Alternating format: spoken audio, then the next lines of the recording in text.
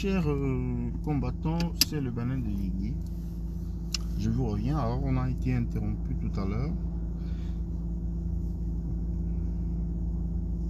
Au moment où je vous parlais du seul droit reconnu en Scandinavie. Seul droit reconnu en Scandinavie, c'est le droit, n'est-ce pas,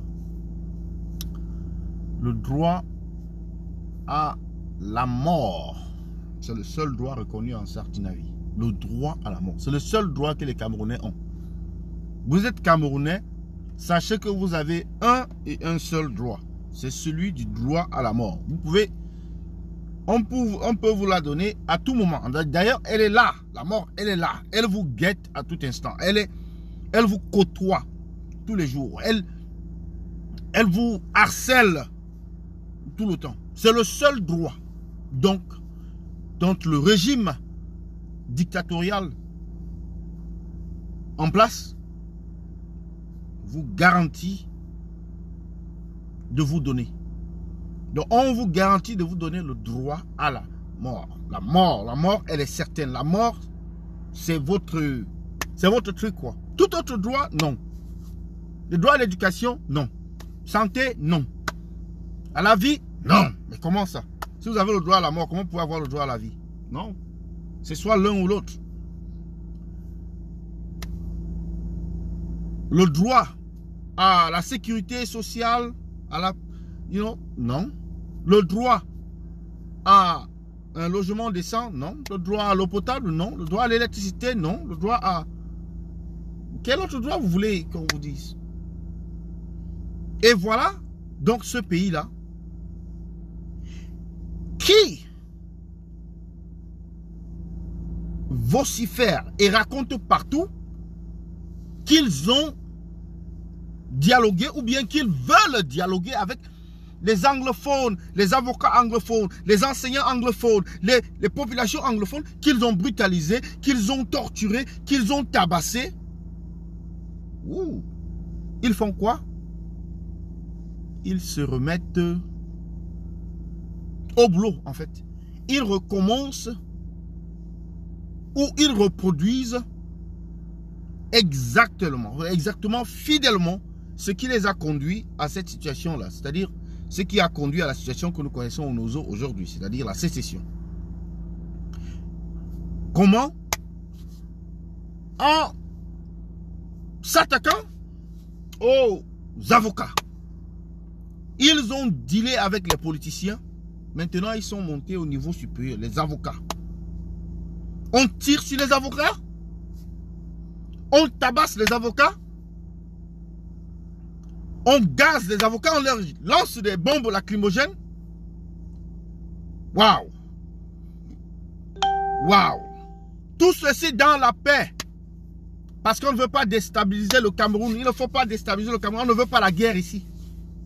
Le Cameroun est en guerre depuis.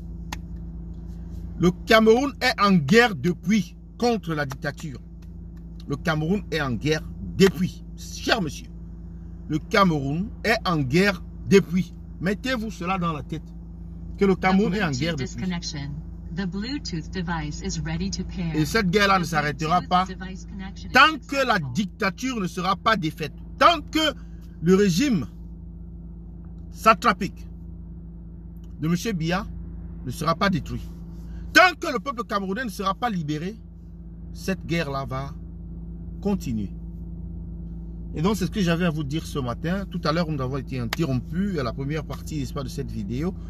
Je vous convie donc à aller regarder. Si vous n'avez pas, n'est-ce pas, écouté la première partie, c'est la vidéo qui vient juste avant celle-ci. Donc, connectez-vous sur le compte principal et puis vous allez défiler sur les vidéos. Vous choisissez celle qui est juste avant celle-ci et c'est la vidéo en question. D'ailleurs, je vais la titrer comme partie 1 et celle-ci sera partie 2.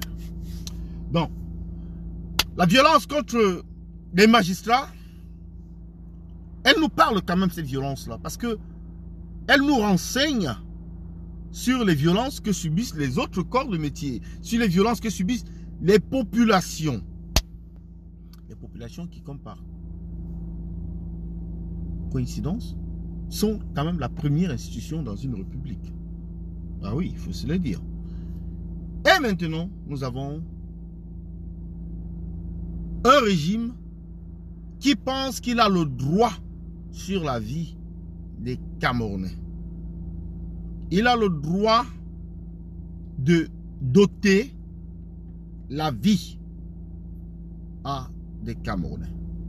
Et c'est pourquoi nous devons combattre farouchement cette dictature afin de libérer notre peuple. La patrie ou la mort, nous vaincrons. Le combat continue. Et je pense que là où on a touché les avocats, quelque chose doit changer. Parce qu'après eux, je ne vois plus qui d'autre il y a. C'est le dernier socle, c'est la dernière barrière qu'il ne faut pas franchir. C'est la ligne rouge, en fait. C'est la ligne rouge. Vous qui êtes assis chez vous, vous pensez que ce n'est pas votre malheur, ça ne vous concerne pas. L'avocat viendra vous défendre demain. Vous qui êtes là à regarder simplement ce qui se passe, sachez que c'est votre défenseur qui est en difficulté. Et si votre défenseur est en difficulté, vous-même vous êtes en difficulté par ricochet.